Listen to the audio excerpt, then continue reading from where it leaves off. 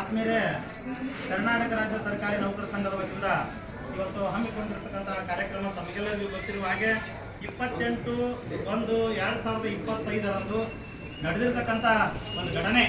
ಆ ಘಟನೆ ಬಹುಶಃ ಕರ್ನಾಟಕ ರಾಜ್ಯದೊಳಗ ಮಿಂಚಿ ಸಂಚಾರ ಅಂತ ಹೇಳಾಗ್ತಾ ಇದೆ.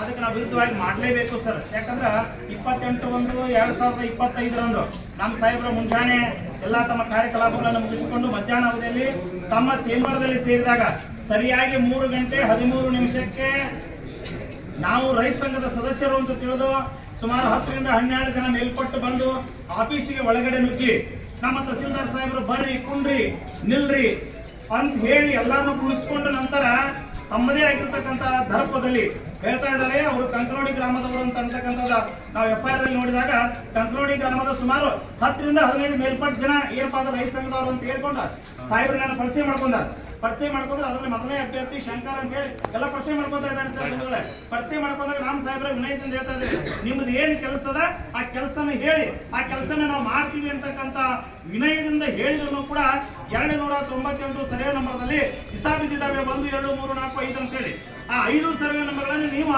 ರದ್ದು ಮಾಡಬೇಕು ಸರ್, ನಮ್ಮದೇ ಆಗಿರ್ತಕ್ಕಂಥ ಆದೇಶ ಹೊರಡಿಸ್ಬೇಕಂತ ಹೇಳಿ ನಮ್ಮ ಸಾಹೇಬರ ಮೇಲೆ ದಬ್ಬಾಳಿಕೆ ಮಾಡ್ತಾ ಇದ್ದಾರೆ. ಅವಾಗ ನಮ್ಮ ಸಾಹೇಬ್ ಹೇಳ್ತಾ ಇದ್ದಾರೆ, ಈಗಾಗಲೇ ಇದು ಸಿವಿಲ್ ಮ್ಯಾಟರ್ ಇರುವುದರಿಂದ, ಈಗಾಗಲೇ ನ್ಯಾಯಾಲಯದಲ್ಲಿ ಇರುವುದರಿಂದ ನಮಗೆ ಏನ್ ಮಾಡ್ಲಿಕ್ಕೆ ಅದನ್ನ ಆಗೋದಿಲ್ಲ. ನ್ಯಾಯಾಲಯ ಆದೇಶ ಆದ ನಂತರ ನಾವು ಸರಿಪಡಿಸ್ತೀವಿ ಅಂತಕ್ಕಂಥ ಮಾತನ್ನ ಹೇಳೋದಿಲ್ಲ.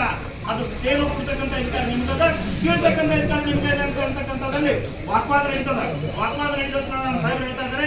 ಕಾನೂನು ಸಲಹೆಗಾರರನ್ನು ಕೇಳಿಕೊಂಡು ನಮ್ದೇನು ಕಾನೂನು ಚೌಕಟ್ಟದಲ್ಲ, ನಾವು ನೌಕರಸ್ಥರು ಇರುವುದರಿಂದ ನ್ಯಾಯಾಲಯ ವಿರುದ್ಧ ಹೋರಾಡ್ಲಿಕ್ಕೆ ನಮಗೆ ಆಗುದಿಲ್ಲ. ನ್ಯಾಯಾಲಯ ವಿರುದ್ಧ ಹೋರಾಡ್ಲಿಕ್ಕೆ ನಮಗಾಗುದಿಲ್ಲ. ನ್ಯಾಯಾಲಯ ಏನು ಆದೇಶ ಕೊಡ್ತದೆ ಆದೇಶ ಪ್ರಕಾರ ಎಲ್ಲರೂ ಕುಡ್ಕೊಂಡು ನಾವು ನನಗೆ ಯಾಕಂದ್ರೆ ಅದಕ್ಕೆ ಹೇಳ್ತಾರೆ ಮಹಾತ್ಮರು ಒಂದ್ ಕಡೆ ಏನಪ್ಪಾ ಅಂತ ಹೇಳಿದ್ರೆ ಬಹಳ ಅದ್ಭುತ ಹೇಳ್ತಾ ಇದಾರೆ, ಸತ್ಯವಂತರ ಸಂಘವಿರಲು ತೀರ್ಥ ಹೇಳ್ತಕ್ಕೋ, ನಿತ್ಯ ಜ್ಞಾನಿಯಾದ ಮೇಲೆ ನಮಗೆ ಚಿಂತೆ ಹೇಳ್ತಕ್ಕೋ, ನಾಲೆಜ್ ಇಸ್ ಪವರ್ ಅಂತ ಹೇಳ್ತೀವಿ. ಜ್ಞಾನವೇ ಅಪಾರವಾಗಿರ್ತಕ್ಕಂಥ ಶಕ್ತಿ. ಆ ಜ್ಞಾನ ನನಗೆ ಎಷ್ಟು ಗೊತ್ತದ, ನಾನು ಎಷ್ಟು ಓದ್ಕೊಂಡು ಕಾನೂನು ಚೌಕಟ್ಟಿನಾಗ ಮಾಡ್ತೀನಿ ಅಂತಕ್ಕಂಥ ಮಾತನ್ನು ನಮ್ಮ ಸಾಹೇಬ್ ಹೇಳಿದಾಗ ಇಲ್ಲ ಅದನ್ನ ನೀವು ಮಾಡ್ಲೇಬೇಕು ಅಂತೇಳಿ ಹಠ ತೊಡ್ತಾ ಇದಾರೆ. ಹಠ ತೊಟ್ಟ ಹೊತ್ತಿನೊಳಗ ಆದೇಶಗಳನ್ನೆಲ್ಲ ಕರೆಸಿ ನಮ್ಮ ಭೂ ದಾಖಲೆಗಳನ್ನೆಲ್ಲ ನೋಡಿಕೊಂಡು ಇದು ನ್ಯಾಯಾಲಯದಲ್ಲಿದೆ, ಇದಕ್ಕೆ ತಡೆ ಆಜ್ಞೆ ಐತಿ, ಈ ತಡೆ ಆಜ್ಞೆ ಮುಗಿದ ನಂತರ ನಾವೇನ್ ಮಾಡ್ತೀವಪ್ಪ ಅಂತ ಕೇಳಿದ್ರೆ ಇದಕ್ಕೆ ನಾನು ಆದೇಶ ಮಾಡ್ಲಿಕ್ಕೆ ರೆಡಿ ಇಲ್ಲ ಅಂದ್ರೂ ಕೂಡ ಕೇಳದೆ 10-15 ಜನ ಒತ್ತಾಯ ಮಾಡ್ತಾ ಇದ್ದಾರೆ. ನಮ್ಮ ಸಾಹೇಬರು ಜನಪ್ರತಿನಿಧಿಗಳ ಕೆಲಸ ಇರುವುದರಿಂದ, ಉದಾಹರಣೆಗೆ ಹೇಳ್ತಕ್ಕಂಥ ಕೆಲವೊಂದು ಪ್ರಮುಖ ರೈತರ ಘಟನೆಗಳು ಇರುವುದರಿಂದ ಉಚ್ಚ ನ್ಯಾಯಾಲಯ ಇದಕ್ಕೆ ಹೋಗ್ಬೇಕಾಗಿತ್ತು ಬೆಂಗಳೂರಿಗೆ. ಇಲ್ಲ ನಾನು ಚೆನ್ನಮ್ಮ ಟ್ರೈನ್ ಬುಕ್ಕಿಂಗ್ ಮಾಡಿದ್ದೀನಿಪ್ಪ, ನಿಮ್ ಕೆಲಸ 2 ದಿನ ಬಿಟ್ಟು ನಾ ಬಂದ್ ಮಾಡ್ತೀನಿ, ಸರಿ ನೋಡ್ತೀನಿ ಅಂದ್ರೂ ಕೂಡ ಬಿಡದೆ ಹಾಗೆ ಸಾಹೇಬ್ರದವರು ಹೊತ್ತೊಳಗೆ ಮುಂದ್ಗಡೆ ಬಂದು ಗೇಟ್ ಬಾಗಿಲ ಹಾಕ್ತಾರೆ. ಗೇಟ್ ಬಾಗಿಲ ಹಾಕೋದ್ರೊಳಗೆ ಒಬ್ಬನ ಯೋಚನೆ ಹೇಳ್ತಾ ಇದ್ದಾನೆ ಸರ್ ಬಂಧುಗಳೇ, ಅದನ್ನ ನಾವು ಕೇಳಕ್ಕಾಗಲ್ಲ. ಸರ್ಕಾರಿ ನೌಕರಸ್ಥರು ಅಂದ್ರೆ ಹಂಗೆ ಬದುಕಬೇಕು ಅನ್ನೋದು ಕಠಿಣ ಆಗಿದೆ ಇಂದಿನ ಪರಿಸ್ಥಿತಿ ಒಳಗೆ. ಯಾಕಂತ ಕೇಳಿದ್ರೆ ತಾಲೂಕಾ ದಂಡಾಧಿಕಾರಿ ಮ್ಯಾಜಿಸ್ಟ್ರೇಟ್ ಅವರು ಕೂಡ ಒಬ್ಬರು ನ್ಯಾಯಾಧೀಶರು, ತಾಲೂಕಿನಲ್ಲಿ ಅತ್ಯುನ್ನತವಾಗಿರ್ತಕ್ಕಂಥ ಹುದ್ದೆ ಮಾನ್ಯ ತಹಸೀಲ್ದಾರ್ ಸಾಹೇಬರು. ಈ ತಹಸೀಲ್ದಾರ್ ಸಾಹೇಬ್ರಿಗೆ ಇಂಥ ಘಟನೆ ಬಂದಾಗ ನಾವು ನೀವು ಯಾವ ಲೆಕ್ಕಕ್ರಿ ಸಣ್ಣ ನೌಕರಸ್ಥರು ಸರ್ ಹಿಂಗೆ ದಬ್ಬಾಳಿಕೆ ನಡೀತಾ ಹೋದ್ರೆ ನಾವು ಬದುಕುದು ಹೆಂಗ? ಅದಕ್ಕಾಗಿ ಕಾನೂನಾತ್ಮಕವಾಗಿ ನಮ್ಗೇನಾಗ್ಬೇಕಪ್ಪ ಅಂತ ಕೇಳಿದ್ರೆ ನ್ಯಾಯ ಸಿಗಬೇಕಂತ ಹೇಳಿದ್ರೆ 30ನೇ ತಾರೀಕು ಸಾಹೇಬ್ರು ಏನ್ ಮಾಡಿದಾರೆ ಅಂತ ಕೇಳಿದ್ರೆ ಕಂಪ್ಲೀಟ್ ಮಾಡಿದ್ದಾರೆ ಸರ್. ಕಂಪ್ಲೀಟ್ ಮಾಡಿದಾರೆ. ಇಲ್ಲಿವರೆಗೆ ಅವರನ್ನು ಬಂಧಿಸಿಲ್ಲ. ಇದು ಒಂದೇದು ಸರ್. ನಾವು ಪೊಲೀಸರಾಗಿ ವಿನಂತಿ ಮಾಡ್ಕೊತಾ ಇದೀವಿ, ನಮಗೆ ನ್ಯಾಯ ಸಿಗಬೇಕು ಅಂತಕ್ಕಂಥದ್ದು ಒಂದೇ ಒಂದು. ಆ ಸಾಹೇಬ್ರಿ ಅಂತ ಬರುವ ಹೊತ್ತಿನೊಳಗ 10-15 ಮಂದಿ ಒಳಗೆ ಒಬ್ರು ಹೇಳ್ತಾನೆ ಬಂಧುಗಳೇ, ಅದನ್ನ ಆ ಮಾತುಗಳನ್ನು ಹೇಳಬಾರದು. ಎದ್ದು ಹೊಂಟಾನೋ ಹಿಡ್ಕೊಳ್ರಿ, ಅವನ ಕಟ್ರಿ, ಕುಣಿಸ್ರಿ, ಆರ್ಡರ್ ಮಾಡಿಸ್ಕೋರಿ, ಸಹಿ ಮಾಡಿಸ್ಕೋರಿ ಅಂತ ಹೇಳ್ತಾನೆ ಸರ್. ಹಿಂದೆ ಗಿಳಿಗಳಿದ್ದು ಒಂದು ಪಾಠ ಕೇಳಿದ್ವಿ ನಾವು ನೀವೆಲ್ಲ. ಅದ ಒಬ್ರು ಮನೆಯಾಗಿನ ಗಿಳಿ ಹೇಳ್ತಿದ್ದ ಹಿಡಿರೋ ಬೈಡ್ರಿ ಅಂತ. ಹಂಗೆ ನಮ್ಮ ಸಾಹೇಬರಿಗೆ ಅವಾಚ್ಯ ಶಬ್ದಗಳಿಂದ ಮಾತಾಡಿದ್ದಾರೆ ಸರ್. ಅವಾಚ್ಯ ಶಬ್ದಗಳನ್ನು ಮಾತಾಡಿದ್ರೆ ಇದು ನುಂಗಲಾರದ ತುತ್ತಾಗಿದೆ.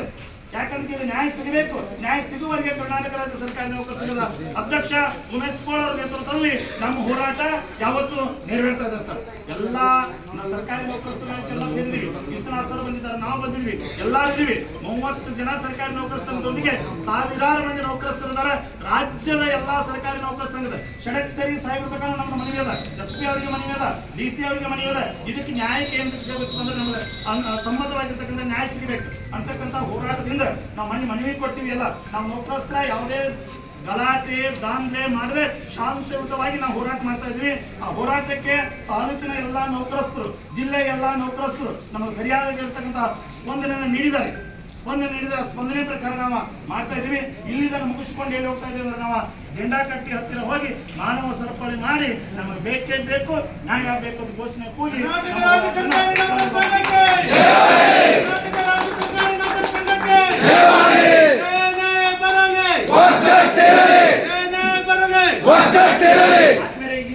ಕಾರ್ಯಕ್ರಮಕ್ಕೆ ಆಗಮಿಸಿರ್ತಕ್ಕಂಥ ಎಲ್ಲ ನನ್ನ ಪತ್ರಕರ್ತ ಮಿತ್ರರು, ಯಾಕಂತ ಕೇಳಿದ್ರೆ ಪ್ರತಿಯೊಂದು ಸುದ್ದಿ ನಾಡಿನ ತುಂಬೆಲ್ಲ ಪಸರಿಸ್ತಕ್ಕಂಥ ಶಾಸಕಾಂಗ, ಕಾರ್ಯಾಂಗ, ನ್ಯಾಯಾಂಗ ಅಂತ ಹೇಳ್ತೀವಿ. ಇನ್ನೊಂದು ಸುದ್ದಿ ಯಾವ್ದಂತಾರೆ ಪತ್ರಿಕಾ ರಂಗ, 4ನೇ ರಂಗದವರು. ನೀವು ಮನಸ್ಸು ಮಾಡಿದ್ರ ಯಾಕೆ ನೌಕರಸ್ಥರು ಆರಾಮಿದ್ರೆ ವಿಕ್ಷೇತ್ರ ಎಲ್ಲ ಆರಾಮಿರ್ತಾರೆ ಸರ್. ಎಷ್ಟು ಕಾರ್ಯಗಳನ್ನು ಮಾಡ್ತಾ ಇದ್ರಲ್ಲ ಸರ್ಕಾರಿ ನೌಕರಸ್ಥರು. ಒಂದು ದಿನ ಒಂದು 1.5 ತಾಸು 3 ರಿಂದ 4 ತನಕ ನಮ್ಮ ಆಫೀಸ್ ಬಂದದ ಸರ್. ಎಷ್ಟೋ ಮಂದಿ ರೈತರಿಗೆ ಅನಾನುಕೂಲ ಆಗ್ಯದ. ಒಬ್ಬರು ಮಾಡೋದು 100 ಮಂದಿಗೆ ಅನಾನುಕೂಲ ಆಗ್ಯದ. ಆ ಅನಾನುಕೂಲವನ್ನು ತಪ್ಪಿಸಬೇಕಾದ್ರೆ ನಮಗೂ ಕೂಡ ಏನು ಕೇಳಿದ್ರೆ ನ್ಯಾಯ ಬೇಕು ಅಂತಕ್ಕಂಥ ವಿಚಾರದಿಂದ ನಾವು ಇವತ್ತು ಹೋರಾಟ ಕಾರ್ಯಕ್ರಮವನ್ನ